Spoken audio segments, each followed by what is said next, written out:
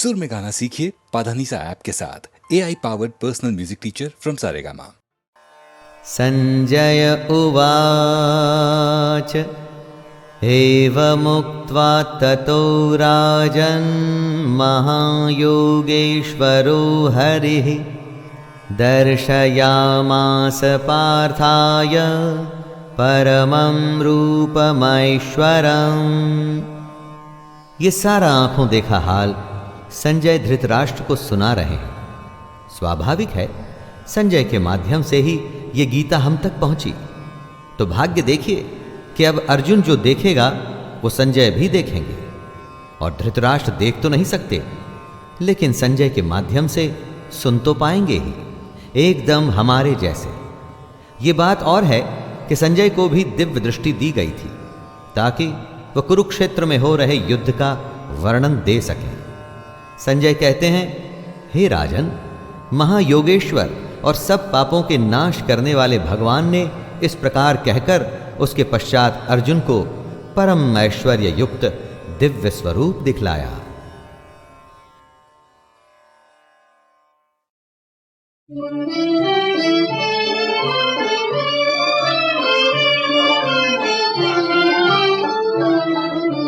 चल मोरे मनवा श्याम के द्वारे, चल मोरे मनवा श्याम के द्वारे, चरण कमल में जाकर रख दे अपने दुखड़े सारे सारे।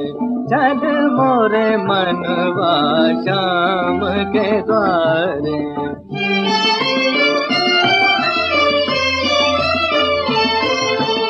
मैं निर्धन और लंबा पथ है, ना कोई डोली ना कोई रथ है, नंगे पैरों चला सुदामा।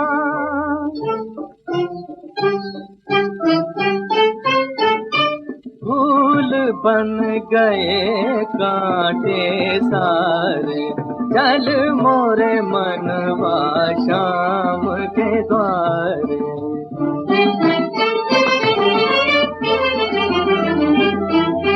श्याम के पथ पर काल जो आए, हंस हंस गले लगाऊं, जगदीश्वर नरसिंह की महिमा हो मत वाला गाऊं, हो मत वाला गाऊं। देख सुदामा रूप बदल कर आए मोहन प्यारे, चल मोरे मनवा श्याम के द्वारे।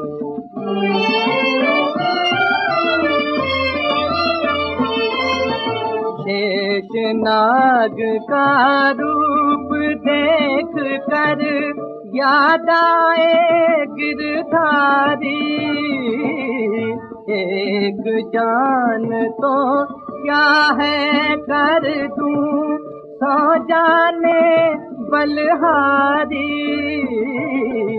कितनी दूर से लेने आए हमको श्याम हमारे, चल मोरे मनवा श्याम के द्वारे।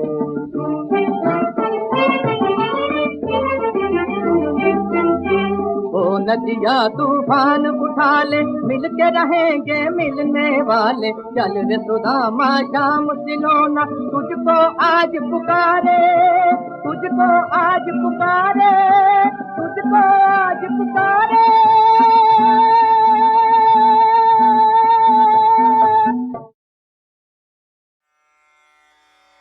अर्जुन उवाच प्रकृतिं पुरुषं चैव क्षेत्रं क्षेत्रज्ञमेव च एतद्वेदितुमिच्छामि ज्ञानं ज्ञेयं च केशव।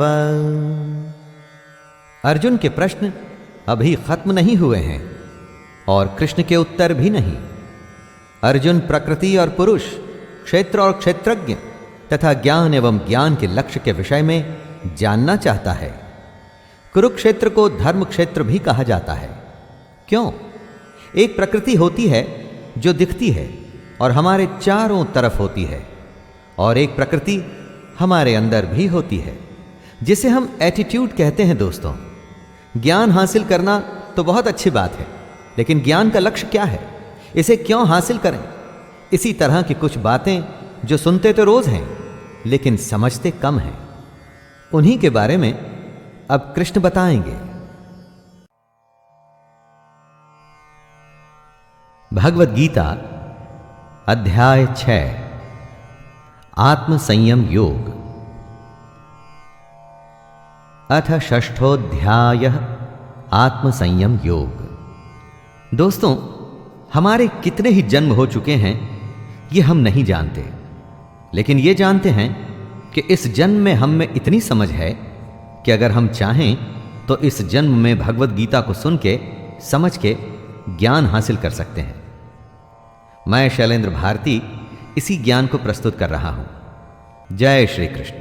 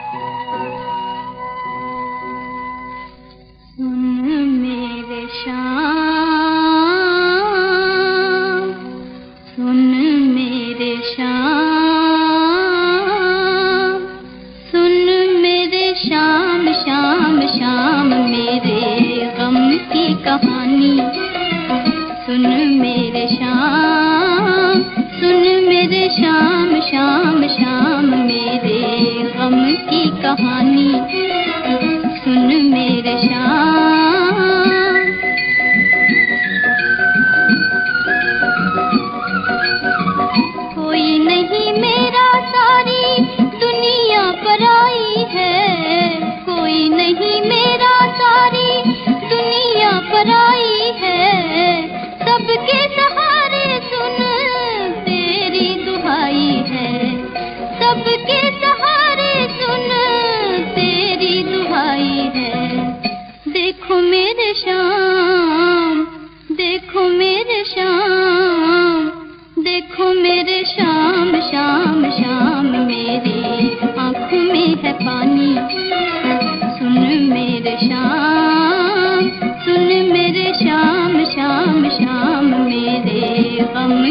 कहानी सुन मेरे श्याम।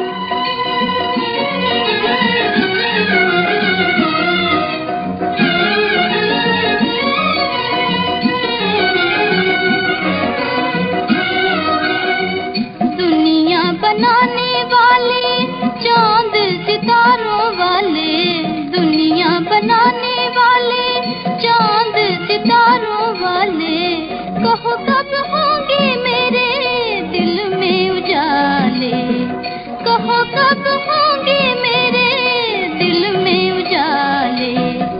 मानेगा कौन शाम, मानेगा कौन शाम, मानेगा कौन शाम, शाम मेरी तूने जो न मानी सुन मेरे श्याम, सुन मेरे श्याम, श्याम श्याम मेरे गम की कहानी सुन मेरे श्याम, सुन मेरे श्याम, श्याम श्याम मेरे गम की कहानी सुन मेरे श्याम।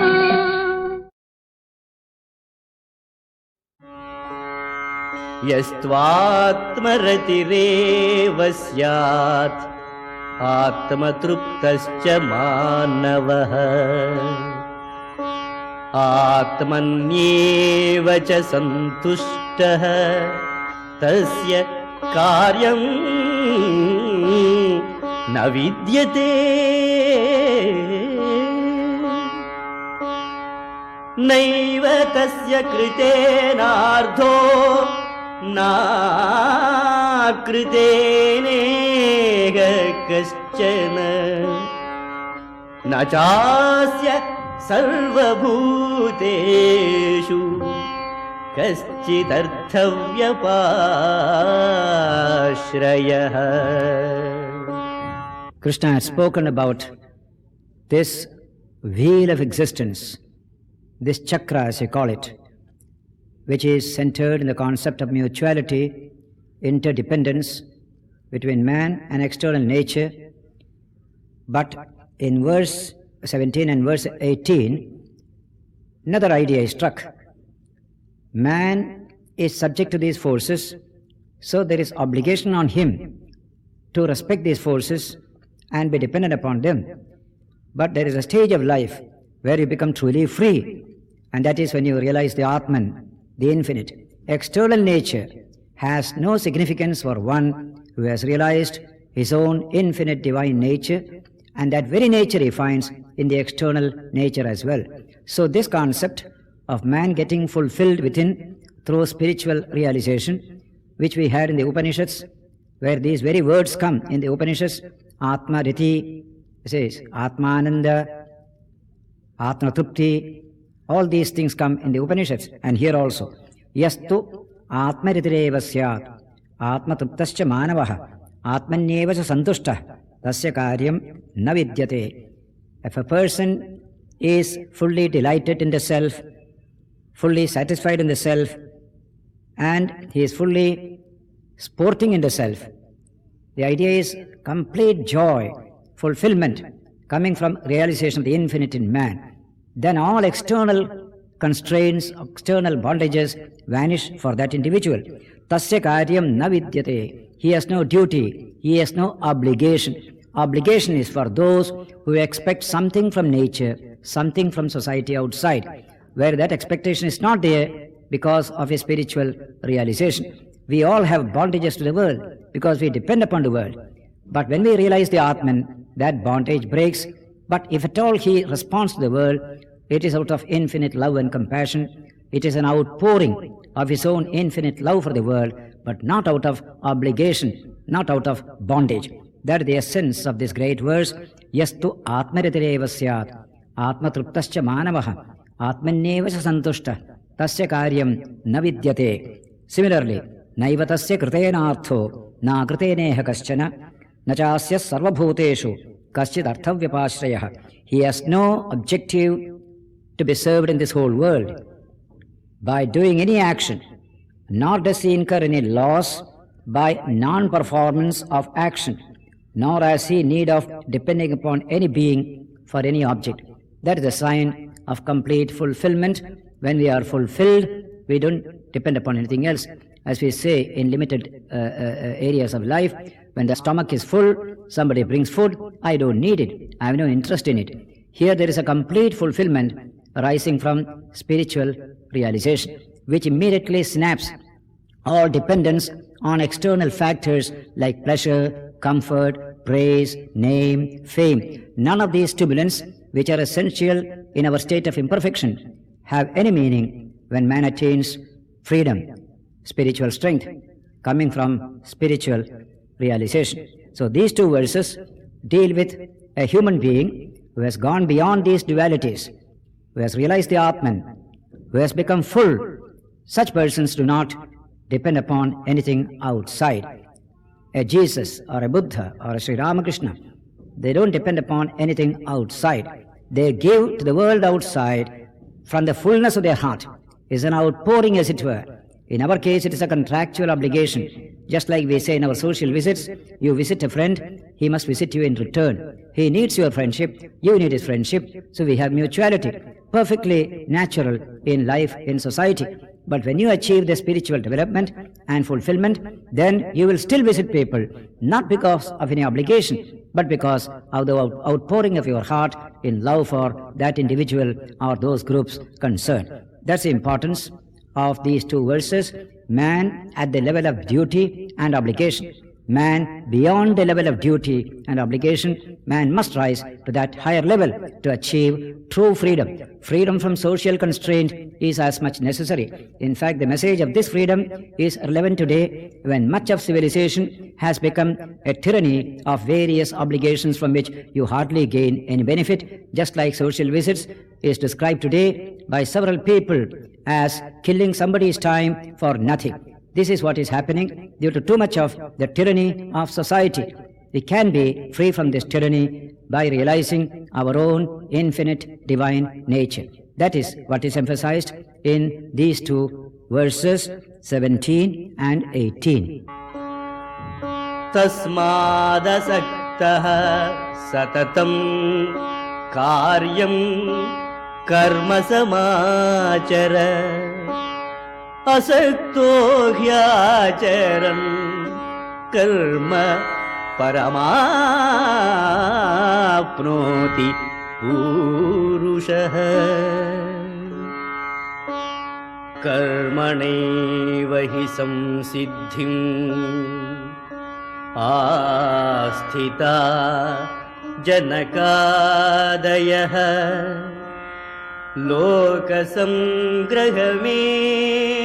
लोकसंग्रहमेवापि संपश्यन्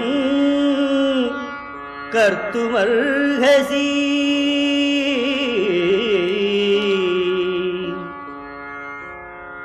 यद्यदाचरति श्रेष्ठः तत्तदेवेतरो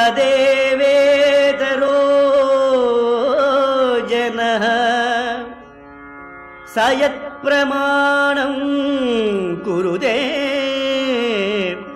लोकस्तदनुवर्तते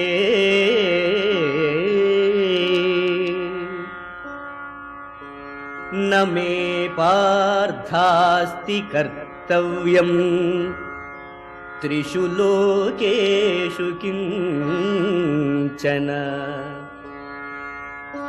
नानवाप्तमवाप्तव्यम् वर्त एव च कर्मणि यदि ह्यहं न वर्तेयम् जातु कर्मण्यतन्द्रितः मम वर्त्मानुवर्तन्ते मनुष्याः पार्थ सर्वशः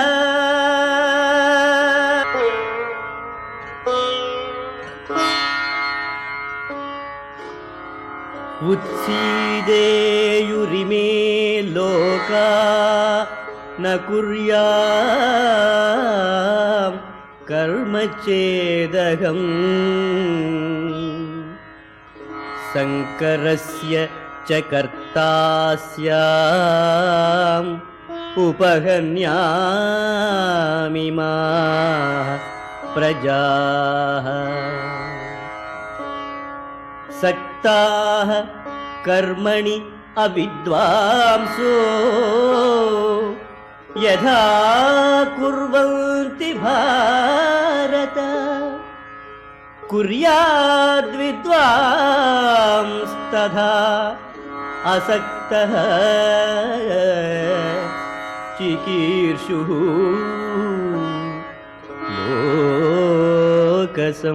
लोकसंग्रहम् न बुद्धिभेदं जनयेदज्ञानां कर्मसङ्गिनाम्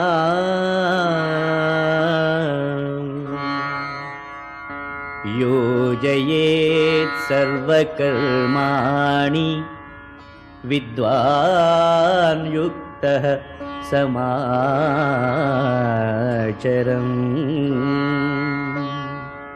Following from the philosophy of Yajna expounded earlier, Krishna now tells Arjuna and all of us in verse 19, Tasmat asaktas satatam karyam karma samachara asakto hyacharan karma paramapnoti purushaha. Therefore, do you always perform actions which are obligatory, which have to be done, but without attachment. By performing actions without attachment, one attains to the highest. That is a constant emphasis in the Gita, that by dedicated action in a spirit of service, man can grow spiritually and achieve fulfillment. He is giving an example of Janaka, the great emperor of Videha, who shines in the Brihadaranyaka Upanishad as a great promoter of philosophical and spiritual knowledge. So he says, Karmanaivehi samsiddhim asthita janakadayah lokasangrahamevapi sampashyan kartumarhasi. Men like Janaka, great emperors, powerful executives, whose life was full of action, even they achieved perfection only through action. That's an example.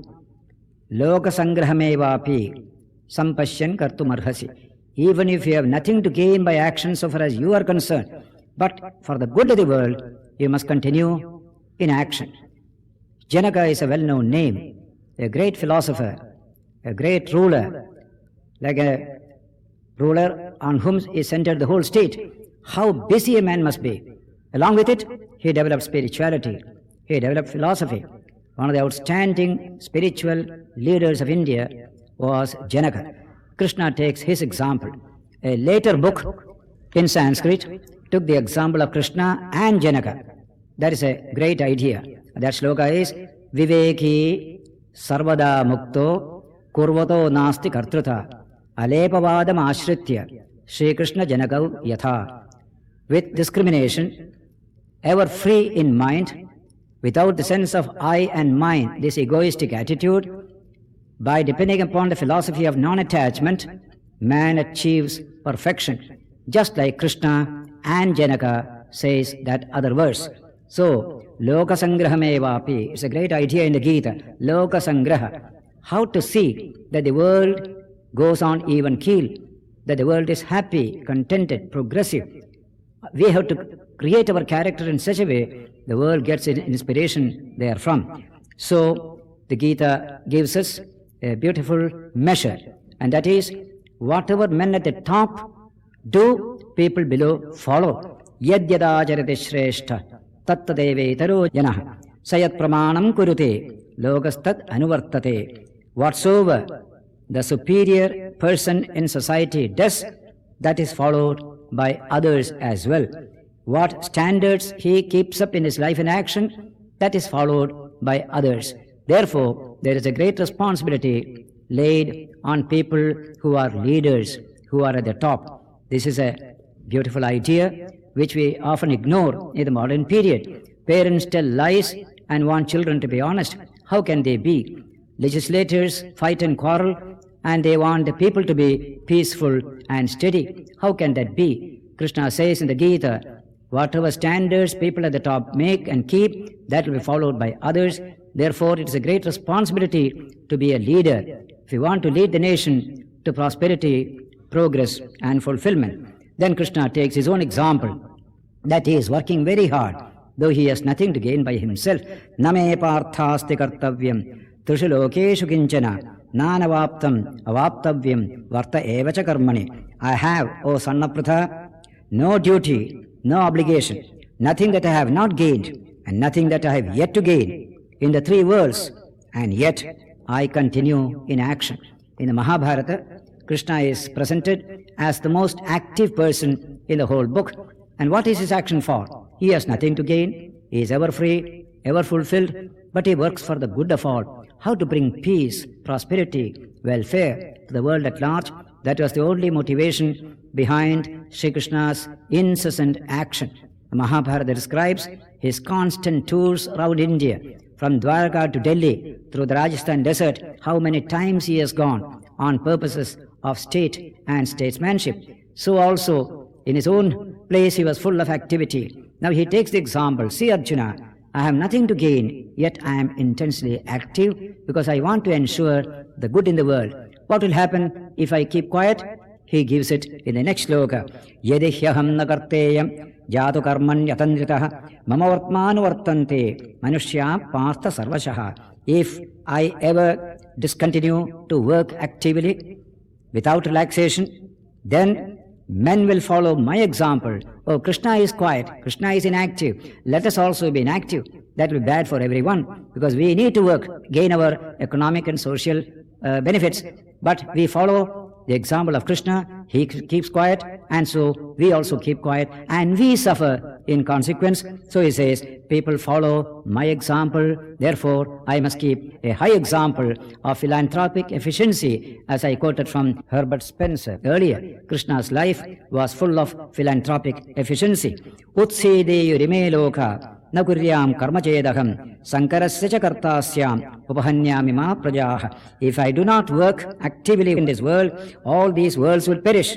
I should be the cause of the destruction of social harmony, and I should ruin these people in the world. Example means so much. Between instruction and example, example is more powerful than instruction. Krishna teaches the Gita, but he lived the Gita. That's why his teaching is so profound. If he had been sitting in a forest or in a cave, gave a great advice like the Gita, we would have still respected the advice, but we won't be inspired by Krishna's example. He kept quiet, asked us to work. Today we cannot say so. He asked us to work, he worked. As an example, he showed us that work is better than non-work. That's why Krishna brings this example to illustrate the strength and the cogency of his teaching. Then how to work? That is put in the next verse, verse 25. Sakta karmanya vidvamso yatha kurvanti bharata kuryat vidvan tadha saktah chikirshur lokasangraham. When we are full of attachment, selfish desires, we work very hard. How hard people work to earn money, to enjoy the good things of life. Tremendous zest they put forth to work. We shall have the same zest, the same energy, but the motivation will be different. What is that motivation? He says, Chishkirshul Lokasangraham, for the good of the world. That is the difference between the two. Work is the same, zest is the same, motivation is different. Because I am attached to myself, I work hard. Because I am not attached to myself, I work hard. How? I have got attachment to the world, to the people, their welfare. This kind of self-transcending action, self-transcending motivation is what is commended as yoga in the Gita. That is why he says, Na buddhi bedam janayet ajnanam karmasanginam joshayet sarvakarmani vidwan yuktas samacharan. People have to work to make both ends meet. There is a poor man, he has to work hard to make both ends meet. Similarly, millions of people have to work all the time. Now we unsettle their minds by showing an example of inaction, and that makes them suffer. Therefore, that should not be. One should not unsettle the understanding of the ignorant people who are deeply attached to action and the results of action. The wise should steadily act, and through such acting, engage other people also in action. That is the importance of example in society. Mimetic or imitative tendency is strong in society.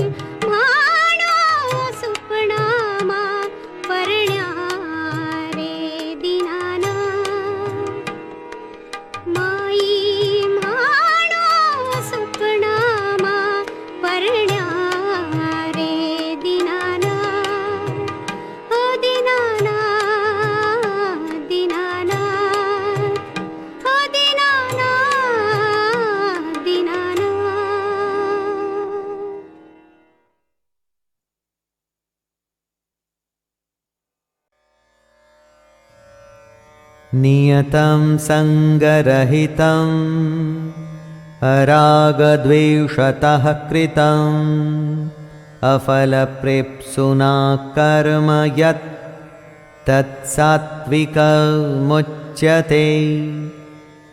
अब कृष्ण कर्म के अलग अलग प्रकार बता रहे हैं। कृष्ण कह रहे हैं, हे अर्जुन, जो कर्म शास्त्र विधि से नियत किया हुआ और कर्तापन के अभिमान से रहित हो तथा फल न चाहने वाले पुरुष द्वारा बिना राग द्वेष के किया गया हो, वह सात्विक कहा जाता है। कर्म शास्त्रों के अनुसार होना चाहिए और उसको करने वाले में यानी कि कर्ता में अभिमान नहीं होना चाहिए। कर्म को करने वाले आपके गुण होते हैं, आप नहीं। मैंने ये किया है, इस अभिमान से जो दूर होता है उसके द्वारा किया गया शास्त्रानुसार कर्म ही सात्विक कहलाता है।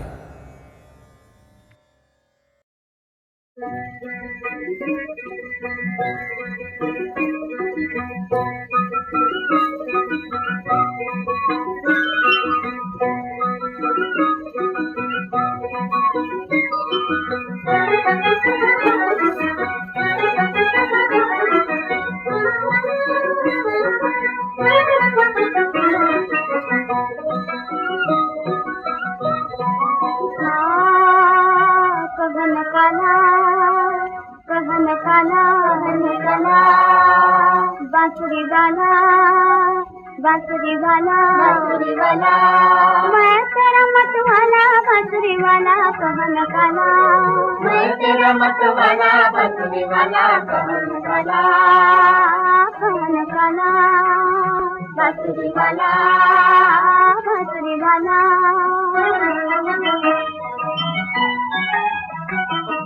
सुना है तोरी मुरलिया में था जादू, सुना है तोरी मुरलिया में था जादू, आ मैं नाचू शाम कोई धुन गा तू, आ मैं नाचू शाम।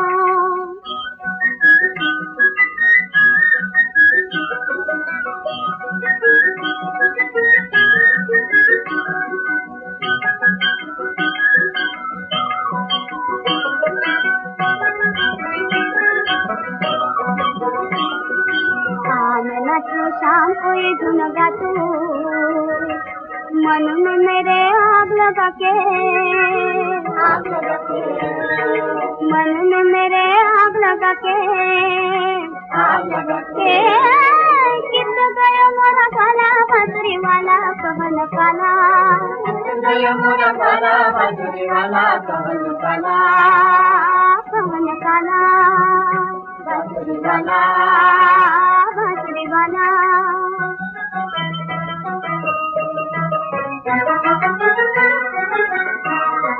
जो धन दिया प्रभु मोरे संग न जाए, जो धन दिया प्रभु मोरे संग न जाए, थोड़ा ऐसा धन दे जो काम आए, थोड़ा ऐसा धन दे जो काम आए, देने वाले दे दे मुझे, दे दे मुझे, देने वाले दे दे मुझे, हरि नाम की माला बांसुरी वाला कहन काला, हरि नाम की माला बांसुरी वाला कहन काला, कहन काला बांसुरी वाला बांसुरी वाला।